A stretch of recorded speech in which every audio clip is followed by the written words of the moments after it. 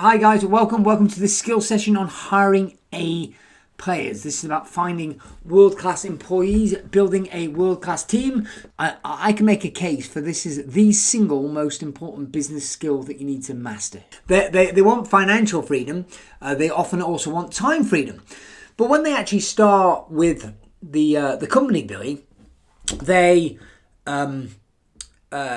realise that they're doing lots and lots of work, and ultimately for the companies on this, and we've got companies on here of 7 and 8 figure revenues live on this session, they realise that they need people to do stuff. It quickly becomes about how can I get the company less dependent upon me, and that revolves around either the hiring, employing of people, or the outsourcing to contractors, other companies, etc. And the bigger the companies get, typically, the more time gets spent on solving problems as it relates to people. And so really all leverage comes from either people or systems. And Tom, you might go, no, that's not true, Dan. You can have financial leverage. That's true, but what does financial leverage enable you to do? It enables you to leverage other people or leverage other systems or leverage other assets. And therefore, I put it to you that if you think back across your entire career, Seamus, nearly everybody has had a hire in their life, in their business career, where that person was worth their weight in gold, Billy. I know you've had one of those, Billy. There's somebody that's worked for you where he or she has been absolutely worth their weight in gold. It was unbelievable the output you got from that person, David, relative to what you paid him. Absolutely spectacular. Equally, inversely, most of us have had an experience whereby we've had somebody that's worked for us that was the biggest pain in the ass, David. Don't know why I looked at you when I said that. The biggest pain in the ass that we've ever had. And it was painful. And sometimes that correlates with, or I should say, that paying people more money doesn't make them less of a pain in the ass. Sometimes it makes them more of a pain in the ass. Right, so sometimes if you've been around for long enough, you've made the decision to hire somebody, you paid them a lot of money and it's not worked out. And so I'm going to put it to you that the skill of hiring really world-class people is arguably the most important skill you've got as the CEO or managing director of a company. If you get this right, it can transform your whole company. So let's start with a definition of terms. And by the way, I should say this from the get-go. The vast majority of this session is my interpretation of this book, which I find to be the most valuable resource on hiring A players. So it's a book, Who, by Jeff Smart. It's only about 150 pages long. You can read it in a few hours. And so the framework or the structure and that I'm going through in this session is from the book Who by Jeff Smart. But I'm going to give you the key bits of there and give you my own interpretation. Let's start, Paul, with a definition of terms. How would you define a player? Feel free to pop it in the chat or unmute yourself, let me know. How would you define a player? And so the way they define it in the book, which I agree with, is sometimes people say an A player is just somebody that does the job better than somebody else. But that's not always true. Because if you've got somebody that does the job, person A does the job 10% better than person B, but you pay them 100% more in salary, was that worth it? It depends. So my definition of A player is the top 15% of performers by pay bracket. In other words, Paul, if you were to hire 10 people for that sales role or 10 people for that operations role at a given salary, £40,000 a year, let's say, just to pick a figure out of skin air, Arthur, who gets the best performance, all other things being equal? Yeah, that's right, Arthur. A players typically love being measured on performance, but they're not an A player if they cost you a disproportionate amount of money. So as a starter for 10, Billy, when I'm talking about an A player, I mean the best in class for whatever that pay grade is. Of course, if somebody's paid twice as much, if the same ops person is paid £80,000 a year, you better believe that you should expect a higher level of return, a higher level of output. Because even though their contract, Seamus might say they're there to work 40 hours a week or what have you, actually you're after particular outputs.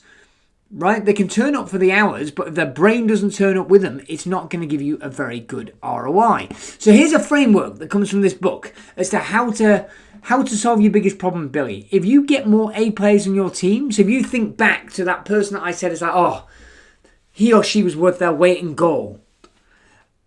How much easier would your life be if your entire team was full of A players?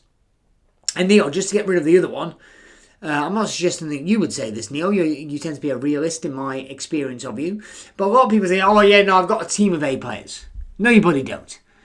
I assure you, unless you are obsessive and militant about hiring, you haven't got a team of A players. And even then, the odds are stacked against you. Most people say they've got A players just because it helps them to believe that that's the case. If you had true A players, your company would be growing at a rapid rate of knots and your life would be significantly easier. And of course, A players, Arthur, is relative to where you are in terms of in the marketplace.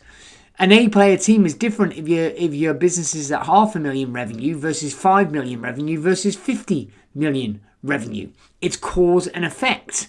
If you haven't got the effect, the financial results that you want, if that's missing, then so is the cause. So, with all that said, let's get to this structure. It's a 4-part structure and it all begins with the letter S. And Seamus, anybody that knows me well, knows I'm a little bit obsessed with alliteration. So this book does well because it's their suggested method of hiring A players, which I subscribe to, is an alliteration. So the first S is scorecard. Simply put, this means you can't hire an A player unless you know what you want. It never ceases to amaze me, Paul. People go, I want an A player. What do I want? Oh, a salesperson. Yeah, but what does that mean? Specifically, what outputs, how much in sales, what contract size, how many new customers? Is it new customers? Is it repeat business? Is it what gross profit margin? There is no specificity around what you're asking them to do. Said differently, your chance of getting an A player increase exponentially, David, to the degree of which you've got clarity over what results do you expect from this role. I want a world-class personal assistant. Okay, well, what does that mean? Does that mean they're answering your emails? Does that mean that they are monitoring your diary? Does that mean that they're booking your travel arrangements? And by the way, if I make those suggestions, most people go, yeah, that's exactly what it means. Okay, well, answering your emails, is it exactly the same if they answer it in, it takes them a week to reply to an email rather than a day, rather than an hour? Does it make a world of difference if they, they book your flights, but 1 in 3 flights that they book, they get incorrect? Right? And all of a sudden you realise that there's a whole world of detail which you must get into. And of course, Neil, the problem is most people never bother doing this. They don't define specifically what success looks like, so it becomes impossible, David, to quantify, to measure against what does, are they succeeding? They get a really ambiguous job description. I hate job descriptions. I love job scorecards. A job description says, oh yeah, marketing executive, your job is to get leads online to give to our sales team.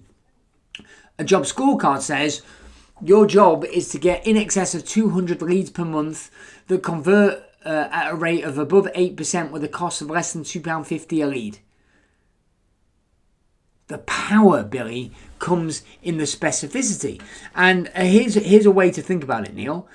I would say, hello, James. Sorry, I've been ignoring you. James, I would say that every role you can get down into what are the most important 3 metrics that you need to measure in that role, right? There are other things, of course, but what are the 3 metrics where you can measure? In other words, if you were away on holiday for 2 weeks, how would you know if he or she has done a great job? Specifically, not yes, good job, no, bad job, but like if you were going to score them on 0 to 100, there have to be criteria against which they are scored. So that's the first part, Seamus. You've got to get clear on the scorecard. If you have people, Paul, that are working for you right now that you don't have metrics against which you're measuring, you are getting a suboptimal performance. And Anne, everybody on this call has got probably their payroll is either their number one or their second biggest expense category.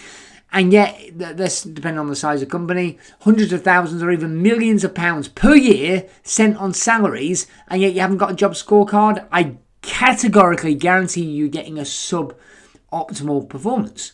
So the first thing you need is a job scorecard.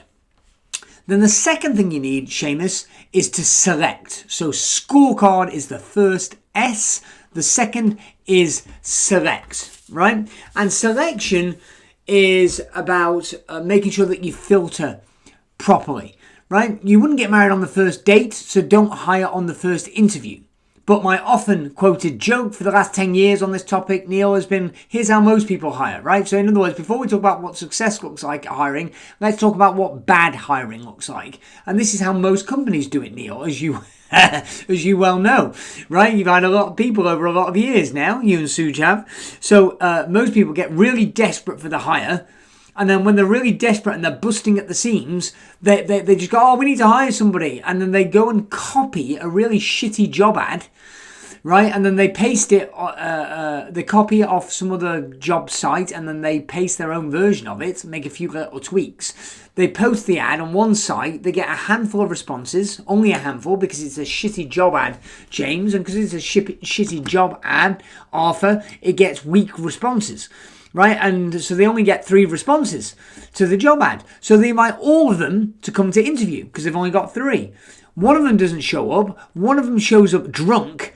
So the third one gets the interview. In other words, the strategy is hiring the least shitty of a bad bunch, a bad, low, finite bunch.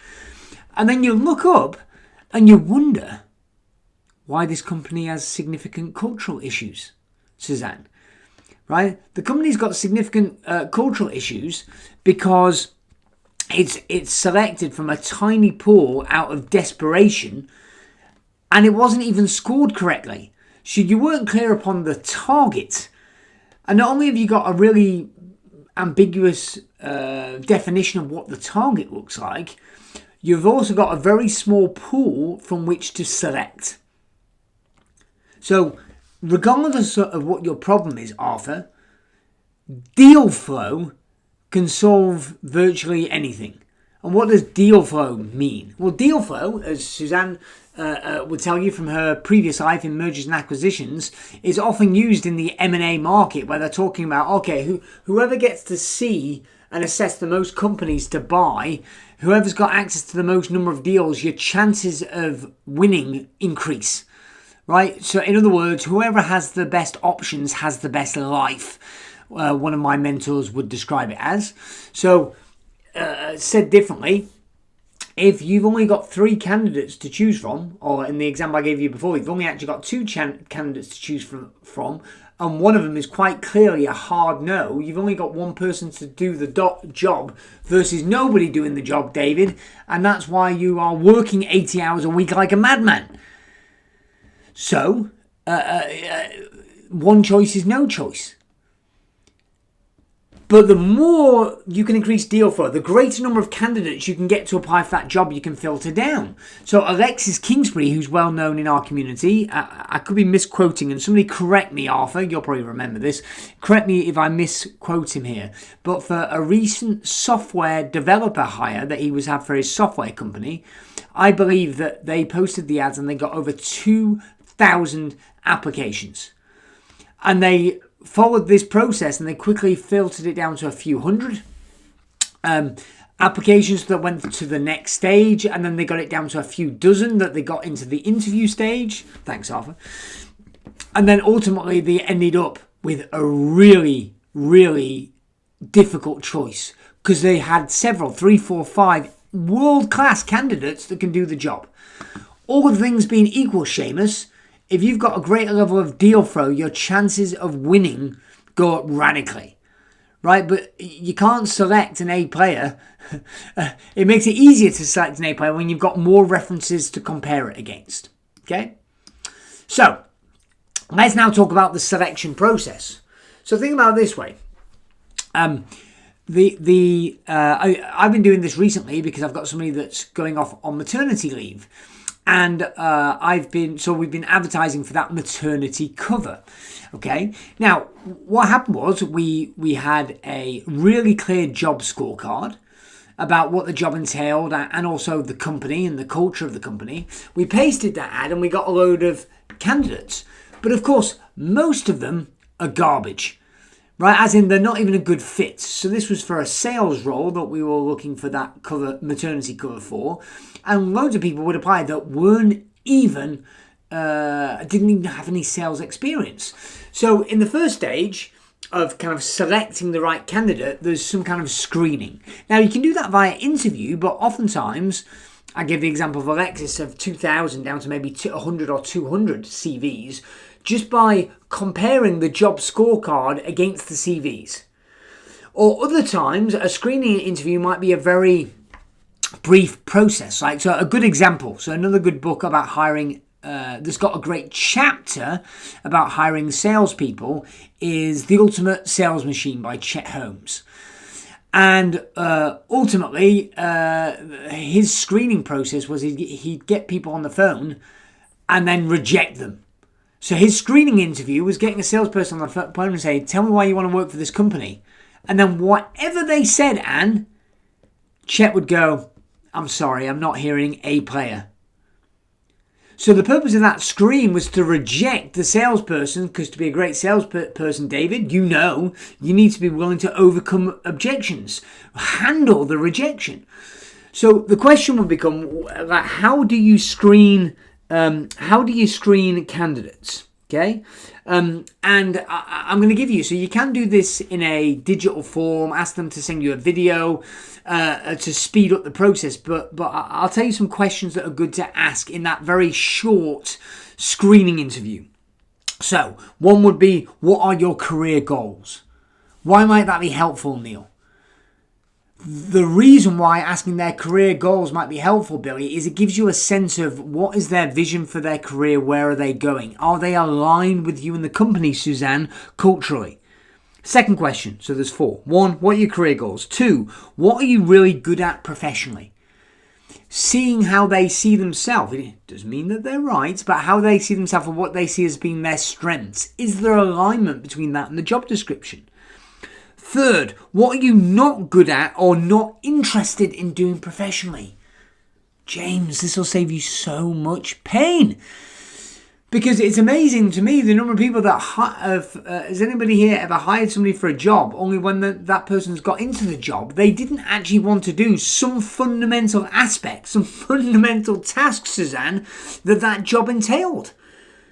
And yet, just by asking what they're not interested in or what they're not good at professionally, you will be astounded, Seamus, how many people will openly disqualify themselves because they've not read the job ad.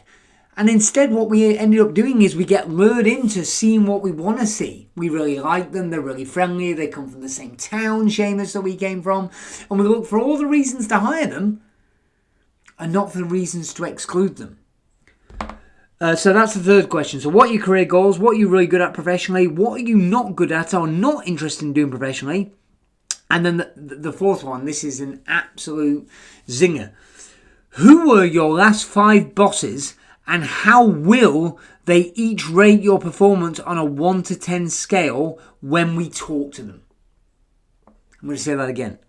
Who were your last 5 bosses and how will they each rate your performance on a 1 to 10 scale when we talk to them? And the reason why that's really clever, Tom, is just in the presupposition in the question is that you're going to do what?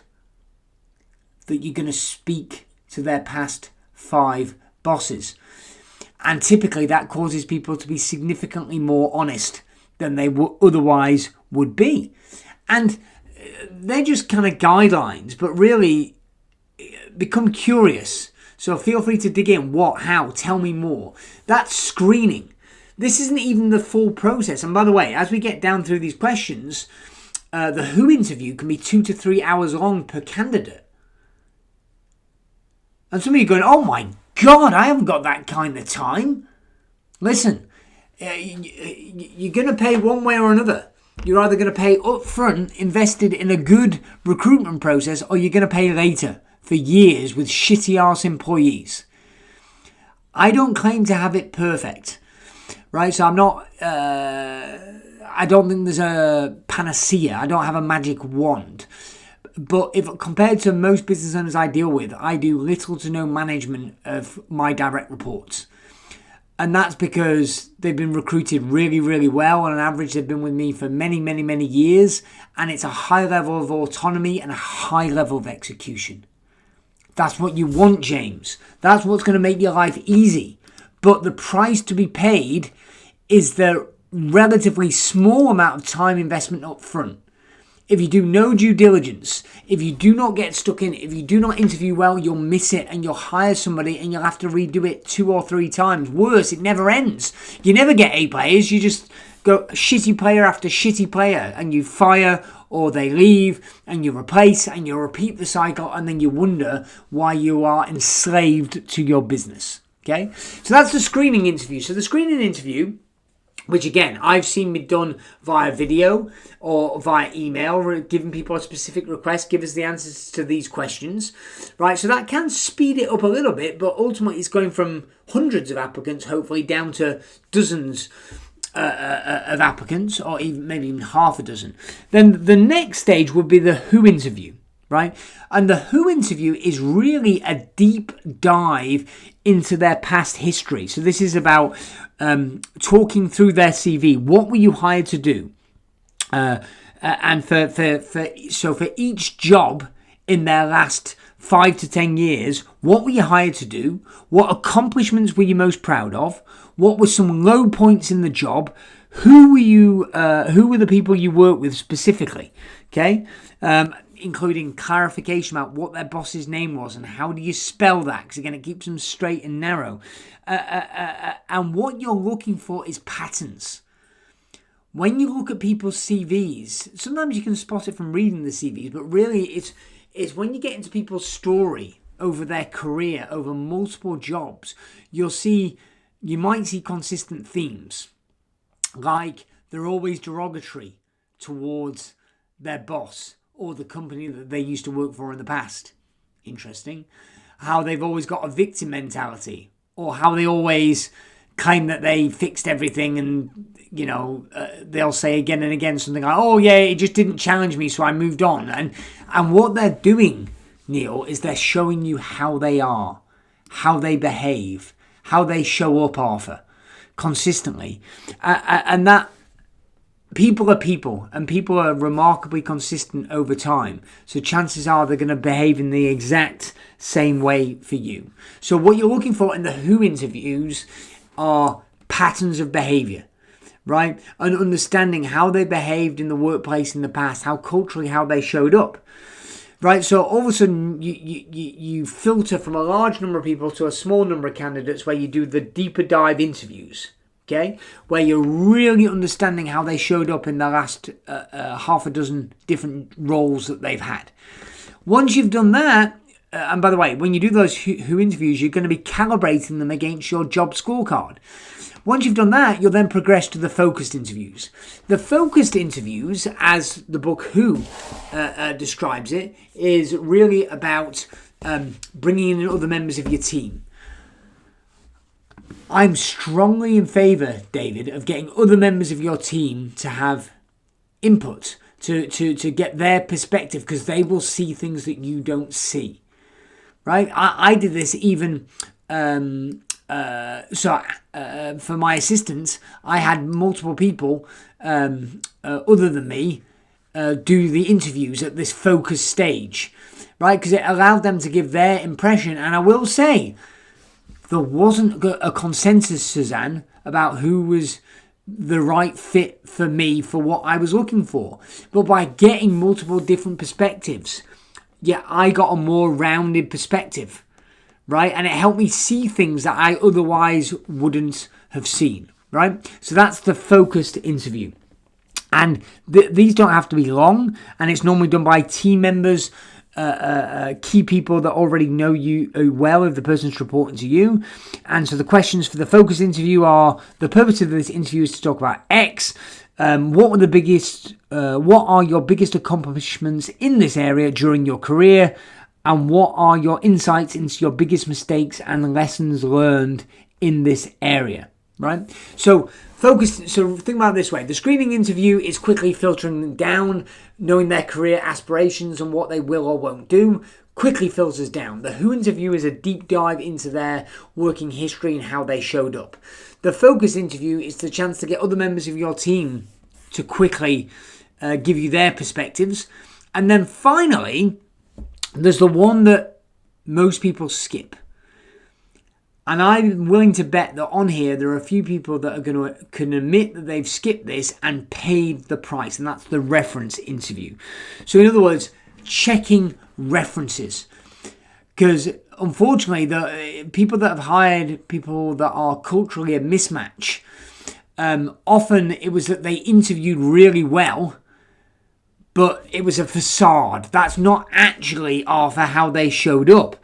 So the reference interview is about speaking to people that they've worked with in the past. And the key is to pick the right references. In other words, you want to use your notes from the who interview. Remember in the who interview, and I said, questions, you might ask them who their boss was, who they reported to, and how do you spell that name? I will literally say, I want to speak to this person, I want to speak to that person, I want to speak to the other person. I won't necessarily just go to the list of references that they tell me they want to speak to. They want me to speak to, right? And I will call those people, but specifically I'll ask the candidate that I'm interviewing to set up those calls. And Tom, or James, this is where people get really lazy. Because by now you kind of go, well, we screen a load of people, we've got deep dive into the history, we've had my team members, they're a great fit, I just want to hire them. And if you skip this step, you've gotten so close to success. And you might have overlooked things. The number of times in referencing interviews, I've picked things up, right? And so reference interview questions are, okay, in what context, James, did you work with this person? Suzanne, what were the person's biggest strengths? What were the person's biggest areas for improvement back then? How would you rate his or her overall performance on a 1 to 10 scale? What about their performance caused you to give them that score, a 7 out of 10? And the person mentioned that he or she struggled with X in that job. Could you tell me more about that? And just those questions that I went over, James, are cleverly worded, elegantly worded, because they make the referee more likely to be transparent, right? More likely to be transparent and sharing. Now, the reference interviews, Billy, are harder and more subtle. Right, because sometimes people are worried about legal repercussions or consequences of telling you the truth. So sometimes it's not about what they say, it's about what they don't say. Right, so if someone ever say, tell me what context you work with that person. If somebody goes, we're only, company policy dictates we can only tell you the dates that they work for us for, there's probably a reason why that's all they're allowed to say, or why they're maintaining that position. If they go, they were great. Long pause. No details. There's probably a reason. But that's why questions like, the person mentioned he or she struggled at X in their last job. Can you tell me more about that? Because it kind of subtly gives them permission to open up more than they otherwise would. So Neil asks, would you do this before or after an offer? I'm strongly in favour of subject to reference clauses. I'm strongly in favour of subject to reference clauses. In my case, and Suzanne, feel free to chip in if you feel differently, but in my case, I want to do all the homework in advance. What if they haven't told their current job that they are leaving? Look, that is extremely difficult. It's a dance that we have to do. In fact, I'm doing it right now with somebody, and I by coincidence know their employer, but they've worked there for a long period of time. So it's tricky because they're wanting to leave. Okay?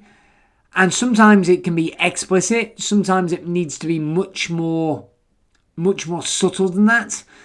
And that's where I don't have a radical answer, Neil, but I'm always in favour of doing much more reference checking.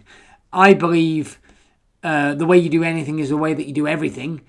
And whilst that's not universally true, I think, you've all heard the kind of things that I said on Dragon's Den is, watch how people treat waiters and stuff like that. And it's because it's kind of like, if the person's a jackass in their personal life, they're probably a jackass like to a waiter, that they do that all over the shop, right? Okay, now it makes it a high bar, but listen, if you don't pick it up now, you're going to pay the pain tenfold later. So the point that I'm trying to make is, an A player is the best high returning asset.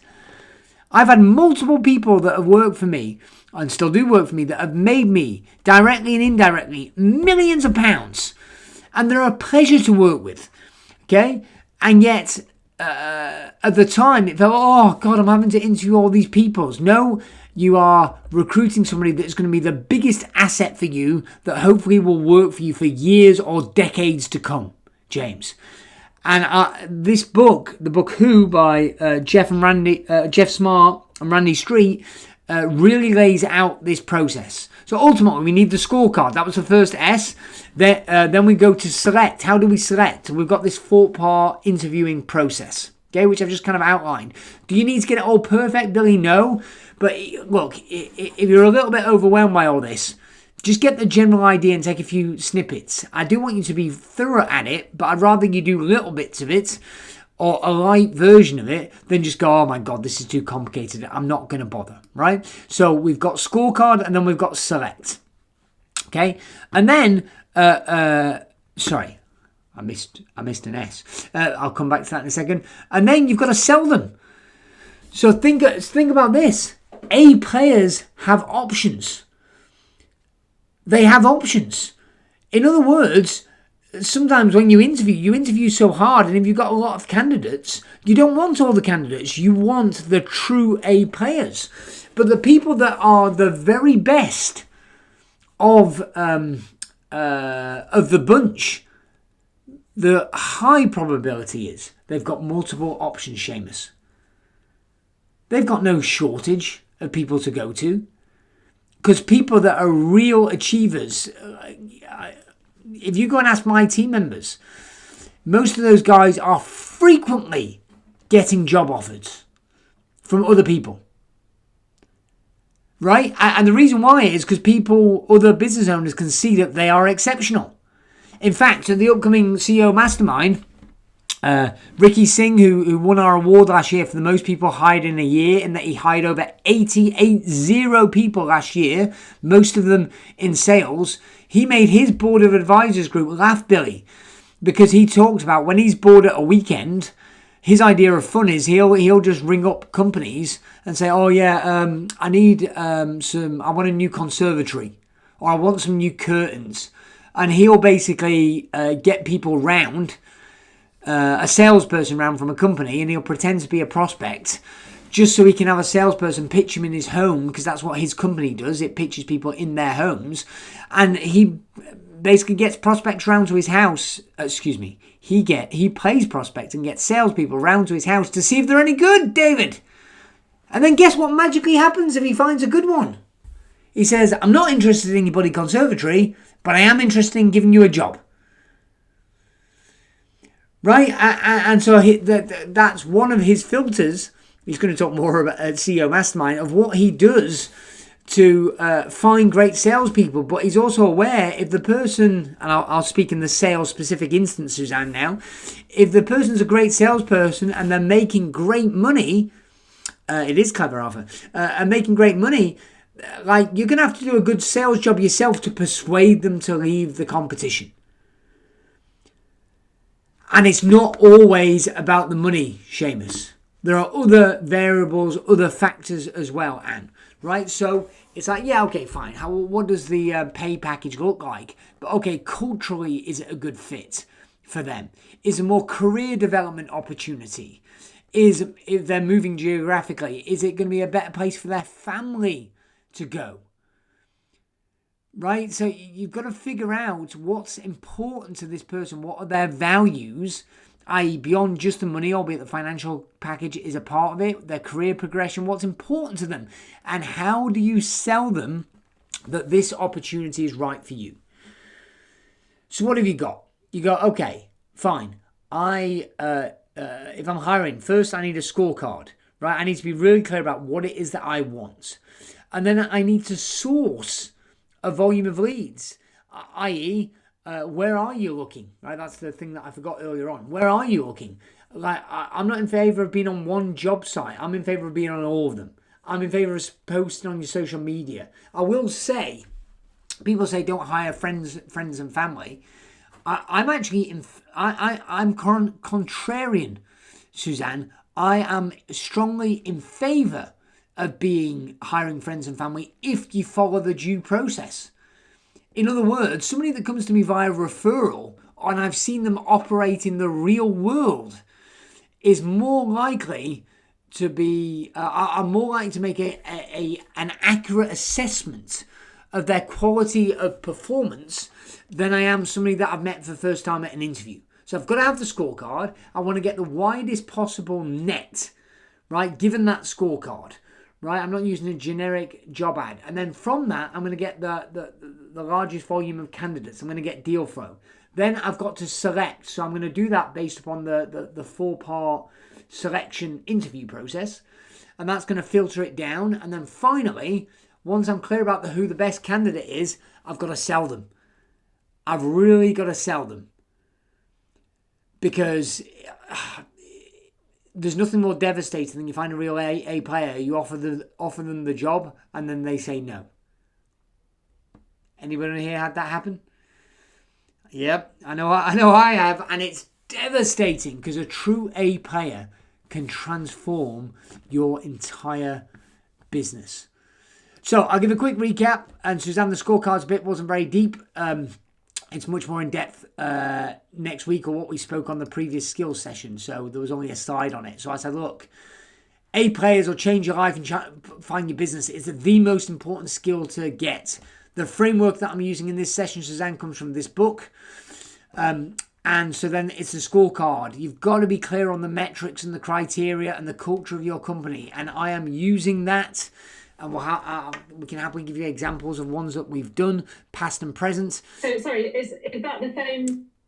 Sorry, is that the same scorecard as we were talking about last week or whenever? It's not a separate one for the interview. It's the one that you'd use with them going forwards. Correct. It is the same, Suzanne. Right. And I'm going to give. Okay. I've actually got. It's not. I'm not in time to put it in the slide deck. But next week, I'm going to give you examples of. I can't remember how many there are. 4 or 6.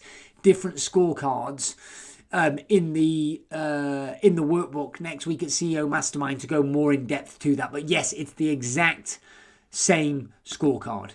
Yes. So in other words, I'm saying, look, this is the job that I'm going to measure you against if you get past this interview. So let's talk about that and what that means. And it can also be really helpful, Suzanne, because if they're going to have a violent reaction against your scorecard, I'd rather know about it at the interview stage, right? So yes, it's the same one. It's the same one. And then I'm going to use that to source from as many different locations as possible to get deal flow. And then once I've got deal flow, I need to select. Okay? So be accepting, Seamus, of this is a multi-step process, right? You wouldn't get married on the first date, or at least I hope you wouldn't. And I know there are some people that married their childhood sweetheart, and that's okay. In fact, that's wonderful, but that's definitely the exception to the rule. That's not normal. Because I think a lot of people, you need to have references for life. I'm mixing metaphors here, but it's having seen a lot of candidates. How do you know what a good salesperson looks like if you've never dealt with salespeople? The more salespeople you see, the greater your chance of success. Okay, so you're going to get to see more about a person by having the 4 different interviews. The quick screening interview, which can be done in leverage, getting people to send you videos, for example. That's what we did for my maternity cover. Who, deep dive, focus interview done by other members of the team, reference interview, checking their references. Ultimately, that will allow you to select, to choose the right candidate, and then you've got to sell them. You've got to be really clear about what their values are and make sure that it's a good fit. That it's a good fit and that they're going to want to come and work for you, right? Because, oh my God, if you get them to come and work for you, Billy, your life is going to be so easy. And so let me summarize by saying this before I go over to questions. Most business owners that are established, so the companies on this call are established business owners, right? We've got established businesses for years, for decades, and we've employed a lot of people. And it's very common for people to have complaints about their employees, about their team. And yet, what the most often overlooked thing that causes those complaints is your poor recruitment process to begin with. Now, I'll mix metaphors, and this might not be politically correct, but I've got somebody in the family. This comes from first-hand references. So there's somebody in my extended family who's struggled with alcohol abuse in their life. So they would self-describe themselves as an alcoholic, and metaphorically, if you hired 10 people that have been or described as alcoholics, even if they're in rehab or they've stayed clean for a length of time, if every single person who works in your company has had alcohol abuse problems in the past, the chances of some of them relapsing are very, very, very high. Right? It's just simple averages. And most people are nowhere near enough diligent enough in their team. And they're going to go, okay, I want a really, really great team of world-class A players. Okay? Even super high achievers are going to have problems. Everybody's going to have problems. But people set the bar so low, they do no diligence. And then they wonder why they get the same shitty employee problems again and again and again. In many cases, because they've got the same shitty employees. Because they never fired them. Right? And the reason why they never fire them is because they've never been diligent enough to find anybody better. They've just got a belief, oh my God, I can't find anybody else. It's so hard and it's going to be so expensive. Okay. I remember being given a kick up the backside. You'll like the story, Em. The first time I've had a personal assistant or an executive assistant or both since I've been probably mid-20s. And so 15 plus years, I've had somebody in that role. And the first role I made in that was either on, I think, 18 grand a year, maybe. Now, there's obviously been inflation significantly over that time period. But I still, pound for pound, pay notably more now than then. And it might have been 16 grand a year. But basically, it was minimum wage. It was minimum wage was basically the first time I hired for that. And it was better than not having them, but then I used to complain about her a lot, and I won't mention her name for obvious reasons. And finally, a mentor just said to me, he's like, are you surprised? Pay peanuts, get monkeys. Now, that does not mean pay more money means you'll get a better person. That's not what I'm saying. But it was interesting that I just did a very generic ad and got minimum wage. So I was only choosing from minimum wage candidates and I did no process. So my chances of success were minimalistically small. Okay, do your homework, right? Do your homework because A player is the top 15% of performers by pay bracket. And if you get it right, oh my God, Neil, it makes life so easy. So that's the process for hiring A players. enlarged. That was drawn from this book, the book Who by Jeff Smart. It's a great book. It's only 141 pages. You all should buy it. You all should read it. It's mandatory. I will say that most people still won't do it, and therefore they will perpetually stay stuck in a cycle of hiring and managerial hell. So that's my thoughts. That's how to make your life a lot easier. I hope you enjoyed that episode. 3 things you need to do now. Number 1, make sure you subscribe to this podcast so you do not miss an episode. Also, get on over to Amazon to get a copy of my latest book, Turnover is Vanity, Profit is Sanity, 9.5 steps to improving your profits and cash flow. Also, join our Facebook group, the Turnover is Vanity, Profit is Sanity community, to connect with other business owners.